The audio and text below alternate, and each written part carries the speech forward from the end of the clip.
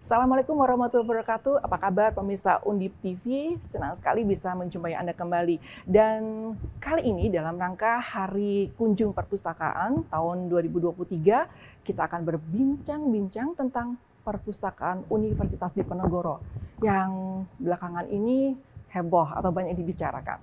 Sudah hadir di studio kita narasumber yang sangat kompeten berbicara tentang perpustakaan. Apa kabar Prof. Budi? Baik, Alhamdulillah Mbak Rino, kabar baik.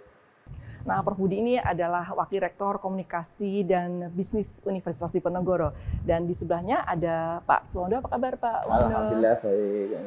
Pak Wondo kita kenal sebagai Kepala UPT Perpustakaan dan Undipres. Nah, Prof. Budi, belakangan ini perpustakaan Universitas Diponegoro itu dibicarakan atau banyak viral lah di media sosial. Itu sebenarnya ada apa? Apa yang terjadi dengan perpustakaan Undip ini, Prof? Iya, jadi kita dalam 2 tahun terakhir ini mengupayakan agar terjadi transformasi di perpustakaan kita. Kalau dahulu itu kan perpustakaan sering dicitrakan atau sering dipersepsikan orang sebagai tempat di mana segala macam hal yang rusak, tidak baik itu ditempatkan. Ya. Peralatan rusak itu ditaruh di perpustakaan, lalu kemudian AC rusak ditaruh di perpustakaan, pegawai rusak atau pegawai yang kurang perform baik ditaruh di perpustakaan. Nah, itu adalah satu persepsi cara pandang yang keliru sebenarnya, karena perpustakaan itu bagi satu universitas adalah merupakan jantung kehidupan akademik. Nah, oleh karena itu dalam 2 tahun terakhir kita minta kepada Pak Wondo untuk membenahi perpustakaan kita itu sedemikian rupa agar jangan sampai ada kesan yang seperti itu lagi. Nah, di samping itu kan secara umum Universitas Diponegoro seperti yang kita ketahui ya, sejak tahun 2015 itu sudah diminta oleh pemerintah menjadi PTNBH. Nah, di dalam satu requirement PTNBH itu adalah agar supaya universitas yang bersangkutan itu bisa menjadi universitas berkelas dunia, world class university. Nah, dengan demikian maka kita juga meminta kepada perpustakaan kita agar bisa memenuhi standar world class university itu, jadi world class university library. Nah, sehingga di dalam konteks itulah maka di dalam 2 tahun terakhir kita melakukan refurbishment, baik itu secara fisik, fasad bangunan, fasilitas dan semuanya, termasuk juga isi dari perpustakaan itu, buku-bukunya ya, terus kemudian juga ruangan-ruangannya dan seterusnya itu berubah total. Tapi tidak hanya itu, layanan dan tata kelolanya juga berubah. Kita mengedepankan layanan berbasis digital misalnya. Lalu kemudian etiket perilaku dari para pustakawannya juga berubah total ya. Mereka diminta untuk lebih ramah, lebih cekatan, lebih profesional, dan memiliki sertifikasi sebagai seorang pustakawan. Nah, sehingga kemudian rupanya ini bisa ditangkap dengan baik oleh para sivitas akademika, baik dosen, mahasiswa, berbondong-bondong mereka memanfaatkan perpustakaan yang berwajah baru tersebut. Nah, nanti detailnya mungkin Pak Wondo yang tahu apa yang terjadi setelah kita melakukan refurbishment itu sungguh di luar dugaan kita juga ya, ternyata respon dari penggunanya itu sangat bagus. Iya, bagaimana ini Pak Wondo kondisi setelah renovasi ya? Alhamdulillah kepada pimpinan berkat dukungan dari pimpinan termasuk Prof. Budi ini, saya setiap saat itu memantau di perpustakaan, nanti peningkatannya luar biasa. Kalau boleh matur itu, kalau boleh menyampaikan, peningkatannya hampir 200%, 300% dari biasanya. Ini adalah luar biasa. Pengunjungnya ini luar biasa, termasuk fasilitasnya. Kalau jam-jam, ada jam-jam kredit juga. Jam dulu ke perpustakaan itu mungkin jam 8. Sekarang perpustakaan belum buka itu sudah antri ya. Sudah ada masuk, petugasnya belum datang sudah sudah masuk. Jam 7 itu kan biasanya Rene sini buka pintu ya. Itu sudah sama datang gitu ya. Sampai dengan ada usulan untuk menambah jam layanan itu sampai malam itu. Nah, itu karena memang adanya renovasi ini, kemudian ada arahan dari pimpinan. Ini ternyata kita laksanakan sesuai dengan prosedur yang ada, kemudian kita sering berkomunikasi itu, ternyata peningkatannya luar biasa. Untuk kenyamanan tempat dan sebagainya. Nah, dulu mungkin yang disampaikan Prof. Jody gelap. Kita memberi fasilitas tidak sesuai dengan kebutuhan. Nah, kita menangkap peluang dari pemustaka ini, kebutuhannya apa dan sebagainya, kita adopsi itu kebutuhan kita atau kepemimpinan bahwa keinginan pemustaka seperti ini. Jadi ditangkap dengan baik sehingga ada renovasi. Kemudian ada fasilitas yang lain termasuk air minum gratis gitu ya, anget panas gitu ya. Kemudian dulu mungkin ke perpustakaan itu apa-apa ditegur. Bawa minuman ditegur. Bawa apa ditegur. Itu kan teguran-teguran itu secara tidak langsung akan mempengaruhi psikologi pengunjung. Saya kesini kok sering tegur. Nah, dengan layanan yang prima ini, dengan profesional, kita tidak menegur, tapi memang kita buka. Silakan bawa minum, silakan membawa makanan, dan sebagainya. Tapi kemudian kita sebagai perpustakaan ada area-area tersebut. Ini area yang tidak boleh ada makanannya, boleh makanan, dan ini ada area yang hanya khusus minum, dan ini ada area yang tidak boleh bawa minum dan sebagainya. Dan itu kita sosialisasikan dengan pemustaka dengan baik, diterima. Gitu.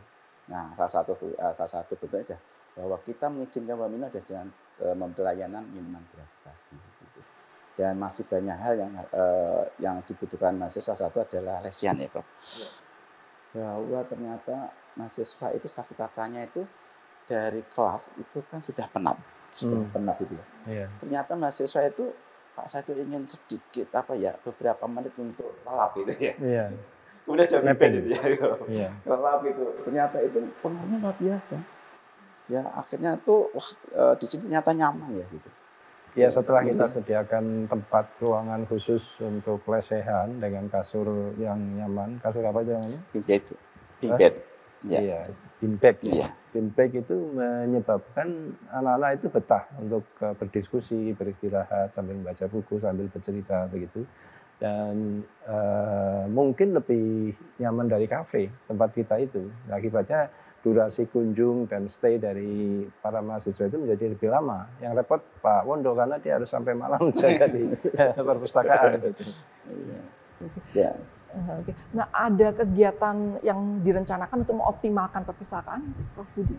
Jadi gini, perpustakaan itu sebenarnya kalau desain di dunia akademik itu kan harusnya kegiatan utama dari dosen mahasiswa itu memang di perpustakaan ya. Jadi dulu saya teringat ketika saya sekolah di Australia itu, anak saya waktu itu di primary school itu mendapatkan proses pembelajaran, metode pembelajaran itu sama sekali berbeda dengan di tempat kita. Jadi misalnya kalau seorang anak itu diminta untuk memahami satu subjek pembelajaran atau objek pembelajaran, maka dia yang pertama kali harus dilakukan adalah mengunjungi perpustakaan. Jadi misalnya berbicara tentang apa pentingnya untuk katakanlah makan telur, ya. Apa pentingnya makan telur? Maka sebelum kamu bisa menjawab pentingnya makan telur, yang pertama itu harus kamu pergi ke perpustakaan, mencari buku literatur tentang telur itu seperti apa, buku A, buku B, buku C, dan seterusnya. Lalu dia harus membuat kesimpulan dari buku-buku yang dia baca itu. Kemudian yang kedua, kamu harus mencoba makan telur dengan berbagai macam olahannya, dan kamu kasih review pendapat tentang apa rasa dari telur itu, dan seterusnya. Lalu yang ketiga, dia harus bertanya kepada orang-orang tentang bagaimana persepsi mereka tentang telur. Nah, dari 3 aktivitas itu baru kemudian si anak itu akan bisa membuat satu konsep pemikiran tentang apa pentingnya makan telur. Nah, sehingga dengan demikian yang namanya perpustakaan itu adalah jujukan pertama untuk mencari referensi tentang apa yang ingin dipelajari itu. Jadi tidak di kelas maupun tidak di tempat lain, tapi perpustakaan itulah yang harus dikunjungi pertama kali oleh seorang murid. Nah, kita kan kadang-kadang kebalik itu. Terakhir baru setelah kepepet pergi ke perpustakaan.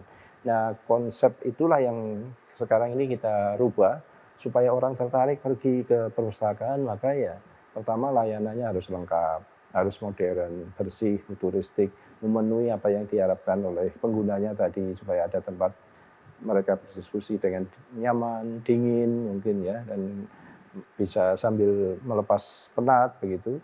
Dan ada spot-spot yang instagramable. Lalu ke depannya itu memang saya sendiri berharap seperti di luar negeri itu kita ingin agar perpustakaan itu dilengkapi juga misalnya dengan kapsul untuk tidur siang, katakanlah begitu ya. Lalu juga ada shower untuk mandi mungkin ya. Terus kemudian bahkan mungkin di perpustakaan negara maju disediakan handuk apa segala macam itu. Sehingga katakanlah kalau anak mengerjakan tugas sampai malam kelelahan, bisa dia mungkin sampai pagi, kalau yang perpustakaan itu buka 24 jam, begitu dia mau ke kelas nggak usah perlu pulang ke rumah atau ke kos-kosan atau ke apartemen, mandi di perpustakaan, dia langsung bisa pergi ke kampus, ke kelas begitu. Nah itu konsep yang terintegrasi secara umum dengan layanan-layanan universitas atau kampus yang lain. Nah itu kita harapkan nanti sampai ke sana begitu. Tapi ini berproses bertahap dulu lah. Nah, selama ini menghadapi kendala nggak, Prof? Untuk melakukan inovasi Ya perpustakaan? mungkin ini Pak Wondo yang di lapangan ada kendala yang saya kira tentu saja banyak kendala, tapi kita coba atasi.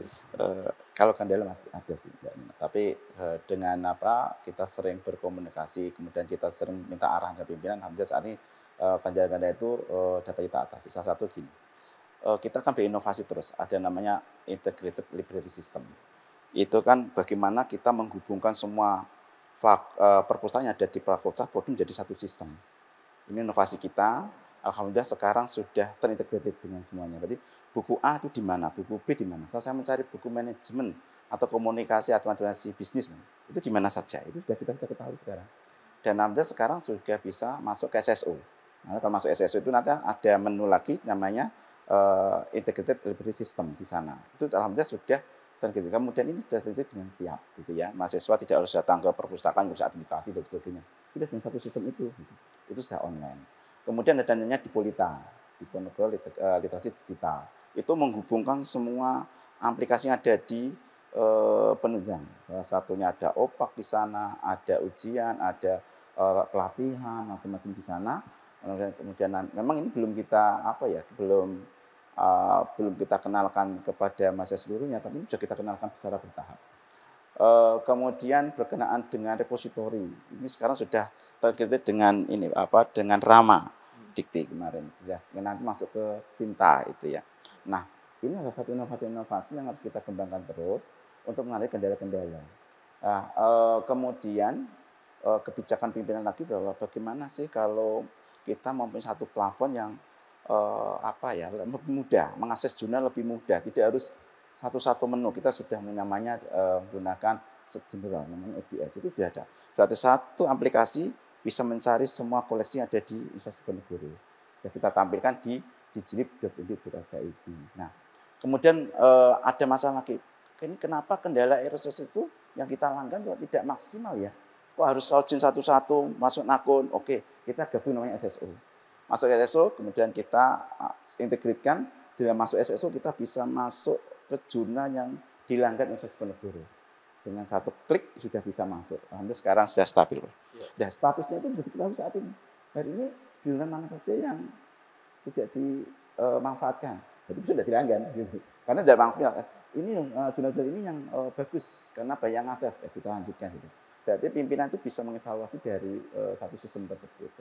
Dan kendala di Lampang saat ini sudah mulai diatasi. Satu aja, kredit di parkir ya Prof ya. Parkir. Alhamdulillah sekarang sudah dibangun parkir.